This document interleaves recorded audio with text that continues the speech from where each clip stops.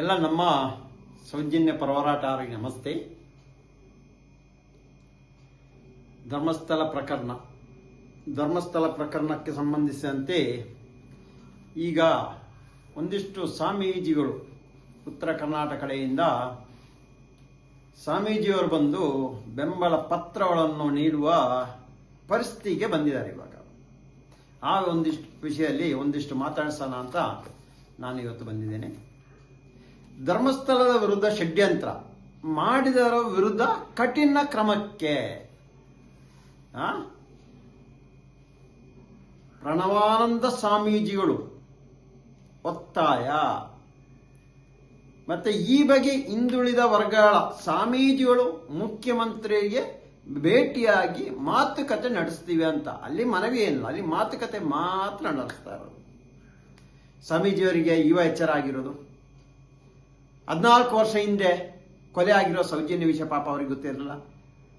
86ರಲ್ಲಿ ಕೊಲೆ ಆಗಿರುವಂತ ಈಡಿಯ ಸಮುದಾಯ ಅಂದ್ರೆ ಬಿಲ್ಲವ ಸಮಾಜದ ಪದ್ಮಲತೆ ಎನ್ನುವ ವಿಷಯ ಇವರಿಗೆ ಗೊತ್ತಿರಲಿಲ್ಲ. ವೇದವಲ್ಲಿ ಟೀಚರ್ ವಿಷಯ ಇವರಿಗೆ ಗೊತ್ತಿರಲಿಲ್ಲ. ಬಡಪಾಯಿ ಹಾನಮಾವತ ವಿಷಯ ಇವರಿಗೆ ಗೊತ್ತಿರಲಿಲ್ಲ. ಇವಾಗ ಗೊತ್ತಾಗಿರೋದು ಒಂದು ಬುರುಡೆ ಬಂತಲ್ಲ, ಆ ಒಂದು ಬುರುಡೆಯಿಂದ ಇವತ್ತು SIT ಅವರು ಕೊಟ್ಟಿರೋ ವರದಿ ಎಷ್ಟು ಸ್ವಾಮಿ? 1510 ಅಸಹಜ ಸಾವು. ಎಷ್ಟು ಹೇಳಿ? 1510 ಅಸಹಜ ಸಂಶಯಾಸ್ಪದ ಸಾವು. ಇದು ಸ್ವಾಮೀಜಿ ಗೊತ್ತಿಲ್ಲ. ಇದು SIT ಅವರಿಗೆ ಧರ್ಮಸ್ಥಳದ ಮಾಹಿತಿ ಕೇಂದ್ರ, ಗ್ರಾಮ ಪಂಚಾಯತ್, ಪೊಲೀಸ್ ಠಾಣೆ, ಬೆಳ್ತಂಗಡಿ ಸರ್ಕಾರಿ ಆಸ್ಪತ್ರೆ ಮುಖಾಂತರ ಇರುವಂಥದ್ದು. ನಾವು ನಮ್ಮ ಸೌಜನ್ಯ ಪರ ಹೋರಾಟಗಾರರು ಎಲ್ಲರೂ ಸೇರಿ 480 ಅಸಹಜ ಸಾವು ಮಾಹಿತಿ ನಮಗೆ ಇದೆ ಅಷ್ಟೇ ಇರೋದಂತ ನಾವೆನಿಸ್ತೀವಿ.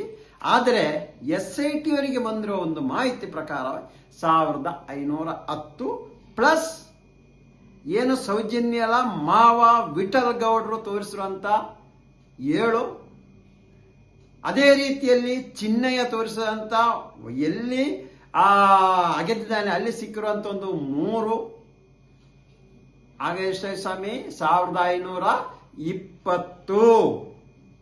ಪ್ಲಸ್ ಬಗ್ಲಗುಡ್ಡೆಯಲ್ಲಿ ಮೂಲೆಗಳು ಸಿಕ್ಕಿರುವಂಥದ್ದು. ಅದು ಕೊಲೆ ಆಗಿರೋದಂತ ಅಂದ್ರೆ ಹಿಂಸೆಯಿಂದ ಕೊಲೆಯಾಗಿರೋದು. ಹಿಂಸೆಯಿಂದ ಕೊಲೆ ಆಗಿರೋದು ಅದು ಅಂತ ಏನೋ ಇಂಥ ಒಂದು ವಿಷಯಕ್ಕೆ ಬಳಸುವಂತ ಒಂದು ಗುಡ್ಡ ಪ್ರದೇಶ ಎಂಬುದನ್ನೊಂದು ಮಾಹಿತಿಯನ್ನು ಕೆಲವೊಂದು ಮಾಧ್ಯಮದಲ್ಲಿ ಹರಿದಾಡ್ತಾ ಇದೆ. ಆದ್ರೆ ಇದರ ವಿಷಯ ಸ್ವಾಮೀಜಿಗೆ ಏನೂ ಗೊತ್ತಿಲ್ಲ ಪಾಪ. ಅಯ್ಯೋ ಪಾಪಿ. ಸ್ವಾಮೀಜಿಯವರೇ, ತಾವು ಈಡಿಗ ಸಮುದಾಯದವರು. ಏನು ಶಿವಮೊಗ್ಗ ಆ ಕಡೆ ಎಲ್ಲ ಹೋದ್ರೆ ಬಿಲ್ಲವರನ್ನು ಈಡಿಗ ಸಮುದಾಯವರು ಎಂದು ಕರೆಯೋದು. ತಾವು ಈಡಿಗ ಸಮುದಾಯ ಬಂದಿರೋದು. ತಾವು ಮೊದಲು ಬಂದು ಎಲ್ಲ ಹೋಗ್ಬೇಕಿತ್ತು ಸ್ವಾಮಿ, ಎಲ್ಲ ಹೋಗ್ಬೇಕಿತ್ತು.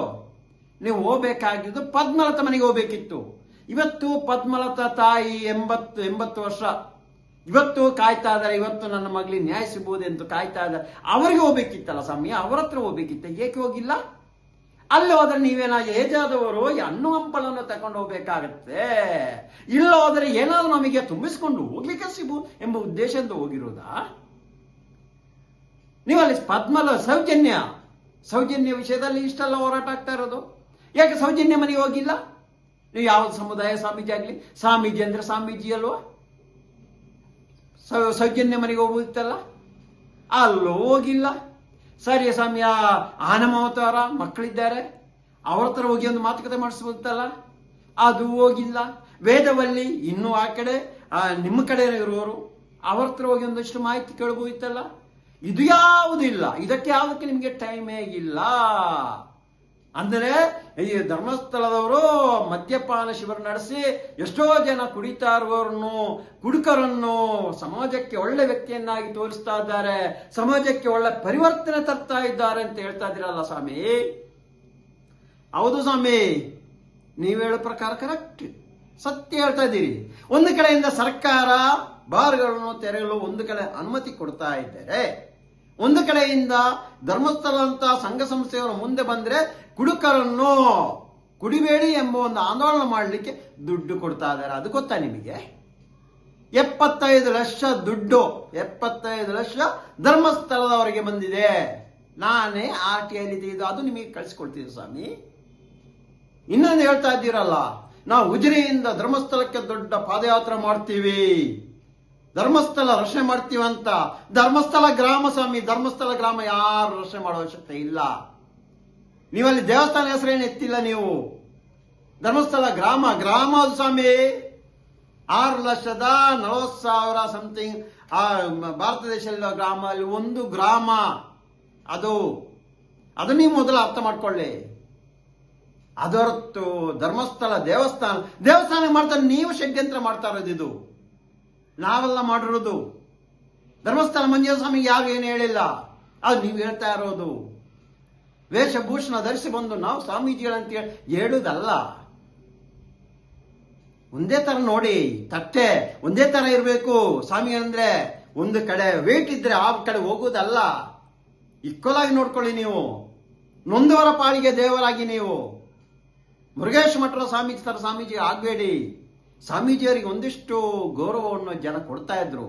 ಒಂದಿಷ್ಟು ಸ್ವಾಮೀಜಿಗಳಿಂದಾಗಿ ಇಂಥ ಗೌರವ ಹಾಳಾಗ್ತಾ ಇದೆ. ಸಮಾಜದಲ್ಲಿ ಗೌರವವಂತವಾಗಿ ಬದುಕುವ ಸ್ವಾಮೀಜಿಗಳ ಅವರ ಭವಿಷ್ಯವನ್ನು ಹಾಳು ಮಾಡ್ತಾ ಇದ್ದೀರಾ. ಆ ಕೆಲಸಕ್ಕೆ ಕೈ ಹಾಕಬೇಡಿ. ನೀವೇನ ಹೋರಾಟ ಮಾಡ್ತಿದ್ದೀರಂತಲ್ಲ, ನಾವು ಸೌಜನ್ಯ ವಿಷಯಕ್ಕೆ ಹೋರಾಟ ಮಾಡಿದರೆ, ಧರ್ಮಸ್ಥಳ ಗ್ರಾಮದಲ್ಲಾಗಿರೋ ಅಸಹ್ಯ ಸಾವು ಪ್ರಕರಣವನ್ನು ತನಿಖೆ ಮಾಡಿಸಬೇಕು ಹೋರಾಟ ಮಾಡ್ತಾ ಇದ್ದಾರೆ. ಅದಕ್ಕೆ ಸ್ಟೇ ತರ್ತಾ ಇದ್ದಾರೆ. ಏನು ನೇತ್ರಾವತಿಯಿಂದ ಬೆಳ್ತಂಗಡಿ ಹೋರಾಟ ಮಾಡ್ತೀವಿ ಅಂತ ಹೇಳಿ ಸುಳ್ಳು ಪ್ರಕರಣವನ್ನು ದಾಖಲು ಮಾಡಿ ಯಾವುದೇ ವಾಯ್ಸ್ ರೆಕಾರ್ಡ್ಗಳನ್ನು ತೋರಿಸಿ ನ್ಯಾಯಾಲಯದಿಂದ ಸ್ಟೇ ತರ್ತಾ ಇರುವ ಕೆಲಸ ಮಾಡ್ತೇವೆ. ನಿಮಗೆ ಹೋರಾಟ ಮಾಡ್ಬೋದಲ್ಲ, ನಿಮಗೆ ತರ್ಬೋದಲ್ಲ ಏನ್ ಬೇಕಾದ್ರು ನೀವು ಮಾಡಿ ಸ್ವಾಮಿ. ನೀವು ಮಾಡಿದ ಮಾರನೇ ನಾವು ಹೋರಾಟ ಮಾಡ್ತೀವಿ. ನಾವು ಎಲ್ಲಿಂದೆಲ್ಲ ಒಂದು ಹೋರಾಟ ಮಾಡೋದಲ್ಲ. ಮೊದಲು ಅಲ್ಲಿ ಇದ್ದು ಒಬ್ಬೊಬ್ಬರ ಮನೆಗೆ ಹೋಗಿ ಅಲ್ಲಾಗಿರುವ ಘಟನೆಯನ್ನು ತಿಳ್ಕೊಳ್ಳಿ. ನೀವು ಮೊದಲು ಏನಾಗಿದೆ ಎಂಬುದು ತಿಳ್ಕೊಳ್ಳಿ, ಆ ನಂತರ ಹೋರಾಟಕ್ಕಿಡೀರಿ. ನೀವು ಏನು ಬಂಗ್ಲುಗುಂಡೆ ಎಂಬ ಜಾಗ ನೇತ್ರಾವತಿ ನದಿಯ ಪಕ್ಕ ಅರಣ್ಯ ಪ್ರದೇಶ ಸ್ವಾಮಿ, ಅಲ್ಲಿ ಊತಾಕಿರುವ ವಿಷಯ ಈಗ ಏನಕ್ಕೆ ಸ್ವಾಮಿ ನೀವು ಇದಿಷ್ಟೊಂದೆಲ್ಲ ದೊಡ್ಡ ವಿಷಯ ಮಾಡ್ತಾ ಇರೋದು? ಅಲ್ಲಿಂದಲೂ ದೊಡ್ಡ ಷಡ್ಯಂತ್ರ ಮಾಡುವ ಅವರ ಹೆಸರು ಹೇಳಲಿಕ್ಕೆ ನಾಚಿ ಭಯ ಆಗ್ತಾ ಇದೆಯಾ? ಏನು ಮಹೇಶ್ ತಿಮ್ಮನೋಡಿ ಅಂತ ಹೇಳಲಿಕ್ಕೆ ಭಯ ಆಗ್ತಾ ಇದೆಯಾ? ಇಲ್ಲ ಗಿರೀಶ್ ಮಠನವರ ಅಂತ ಹೇಳಿಕೆ ಭಯ ಆಗ್ತಾ ಇದೆಯಾ? ಯಾರೋ ಒಬ್ಬರು ಮಾಡ್ತಾ ಇದ್ದಾನೆ ಅಂತ ಹೇಳ್ತಾ ಇದ್ದೀರಲ್ಲ, ಏನ್ರಿ ಮಹೇಶ್ ತಿಮ್ಮನೋಡಿ, ಗಿರೀಶ್ ಮಠನು, ಜಯಂತ್ ರೆಡ್ಡಿಯವರು, ಈ ವಿಠಲ್ ಗೌಡರು ಷಡ್ಯಂತ್ರ ಮಾಡ್ತಾ ಇದಾರ ಅಂತ ಹೇಳಿ ಸ್ವಾಮಿ ಒಂದು ಆಲೋಚನೆ ಮಾಡಿ. ವಿಠಲ್ ಗೌಡ್ರು ಯಾರು ಅಲ್ಲ, ಸೌಜನ್ಯ ಮಾವ, ಪದ್ಮಲತಾ ನನ್ನ ಕುಟುಂಬದ ಹೆಣ್ಣು ಮಗಳು. ಇದನ್ನು ಮೊದಲು ಅರ್ಥ ಮಾಡ್ಕೊಳ್ಳಿ. ನೀವು ಹೋಗಿ ಮಾತುಕತೆ ಮಾಡಿಸಿ. ನೀವು ಹೇಳ್ಬೋದು ನಾವು ಹೋಗಿ ಸ್ವಾಮೀಜಿಯವರು ಹೋಗಿ ಮುಖ್ಯಮಂತ್ರಿ ಮಾತುಕತೆ ಮಾಡಿಸ್ತೀವಿ ಅಂತ ಮಾಡಿ ಸ್ವಾಮಿ. ಯಾರು ಹೇಳಿದ್ರು ಬೇಡ ಅಂತ ಮಾಡುವಾಗ ಏನು ಹೇಳಬೇಕು ಅಂತ SIT ರಚನೆ ಮಾಡಿದ್ರು ಸಂತೋಷ ವಿಷಯ. ರಚನೆ ಮಾಡಿದಿರಿ, ಒಳ್ಳೆ ಕೆಲಸಗಾರಿಗಳು ಮಾಡ್ತಾ ಇದ್ದಾರೆ. ಅದರಲ್ಲಿ ಬೇಡದ ಅಧಿಕಾರಿಗಳನ್ನ ತೆಗೆದು ಬಿಸಾಕಿದ್ದೀರಿ. ಇವಾಗ ಒಳ್ಳೆ ಅಧಿಕಾರಿಗಳು ಕೆಲಸಗಾರಿಗಳು ನಡೀತಾ ಇದೆ. ಆ 1510 ಪ್ಲಸ್ 10 1520 ಅಸಹಜ ಸಾವು, ಸಂಶಯಾಸ್ಪದ ಸಾವು ಎಲ್ಲಿಂದ ಬಂತು? ಹಾಗಾದರೆ ಏನು ಚಿನ್ನಯ್ಯ 1300 ಏನೋ ಊತಾಕಿರೋದಂತೆ ಸತ್ಯನಾಗಾದರೆ ಏನು VS ಉಗ್ರಪ್ಪ ಅವರು 1 ವರ್ಷಕ್ಕೆ 1200 ಅಂದ್ರೆ 3 ದಿನಕ್ಕೆ ಒಂದು ಅಸಹಜ ಸಾವು ಆಗ್ತಾ ಇತ್ತು. 10 ವರ್ಷಕ್ಕೆ 1200, 20 ವರ್ಷಕ್ಕೆ 2400 ಪ್ರಕರಣ ಆಗಿದೆ ಅಂತ ಹೇಳ್ತಾ ಇದ್ರಲ್ಲ, ಅದು ಇದಕ್ಕೆ ಮ್ಯಾಚ್ ಆಗ್ತಾ ಇದೆ ಸ್ವಾಮಿ. 1998ರಿಂದ 2014 ತನಕ ಕೊಟ್ಟಿರೋ ವರದಿ 1510. ಏನು ಬಂಗ್ಲಗುಡ್ಡೆಯಲ್ಲಿ ಹಿಂಸಾತ್ಮಕ ಅಂದ್ರೆ ಹಿಂಸೆಯಿಂದ ಕೊಲೆ ಆಗ್ತಾರೆ ಅಂತ ವರದಿ ಬಂತಲ್ಲ, ಇದನ್ನು ತನಿಖೆ ಮಾಡಿ ಅಂತೇಳಿ. ಅದು ಯಾರೇ ಆಗ್ಲಿ ತನಿಖೆ ಆಗ್ಲೇಬೇಕಂತೇಳಿ. ದೇವಸ್ಥಾನ ಷಡ್ಯಂತ್ರ ಅಂತ ಹೇಳಿ ಎಲ್ಲ ಸ್ವಾಮೀಜಿಯರೆಲ್ಲ ಬರೋದು. ನಿಮಗೆ ಆಗೋದಾದರೆ ನಿಮ್ಮ ಉತ್ತರ ಕರ್ನಾಟಕ ಅಭಿವೃದ್ಧಿ ಆಗ್ಬೇಕಲ್ಲ, ನಾವು ಬಂದಿದ್ದೀವಿ ಅಲ್ಲಿ ಅಭಿವೃದ್ಧಿ ಮಾಡುವ ಕೆಲಸ ಮಾಡಿ. ಇಲ್ಲಿ ಬಂದು ನೀವು ಅಭಿವೃದ್ಧಿ ಮಾಡುವ ಕೆಲಸ ಮಾಡುವ ಅವಶ್ಯಕತೆ ಇಲ್ಲ. ದಕ್ಷಿಣ ಕನ್ನಡ ಅಭಿವೃದ್ಧಿ ಹಾಗೇ ನಿಂತಿದೆ, ನಿಮ್ಮೂರಲ್ಲಿ ಇದೆ, ಅದನ್ನು ಅಭಿವೃದ್ಧಿ ಮಾಡಿ. ಅದು ಬಿಟ್ಟು ಏನೋ ಒಂದು ಗಿಮಿಕ್ ಮಾಡಲಿಕ್ಕೆ, ಏನೋ ಒಂದು ಸುದ್ದಿ ಮಾಡಲಿಕ್ಕೆ, ಏನೋ ಒಂದು ಪ್ರಚಾರಕ್ಕೋಸ್ಕರ ನೀವು ಈ ವಿಷಯಕ್ಕೆ ಮಾತ್ರ ಬರಬೇಡಿ ಎಂದು ಈ ಮೂಲಕ ತಮಗೆ ಹೇಳ್ತಾ ಇದ್ದೀವಿ. ತಾವೇನಾದ್ರೂ ಹೋರಾಟ ಮಾಡಿದರೆ ಮಾರನೇ ದಿನ ನಾವು ಹೋರಾಟ ಮಾಡಲಿಕ್ಕೆ ಸಜ್ಜಾಗಿರ್ತೀವಿ ಅಂತ ಈ ಸ್ವಾಮೀಜಿಯವರಿಗೆ ಹೇಳ್ತೇವೆ. ಆ ಕಾವಿ ಎಂಬ ಒಂದು ಬಟ್ಟೆಯ ಗೌರವವನ್ನು ಉಳಿಸಿ ಎಂದು ಈ ಮೂಲಕ ಸೌಜನ್ಯ ಪರ ಹೋರಾಟಗಾರರಾಗಿ ನಾವು ಹೇಳಲು ಇಷ್ಟ ಇದ್ದೀವಿ.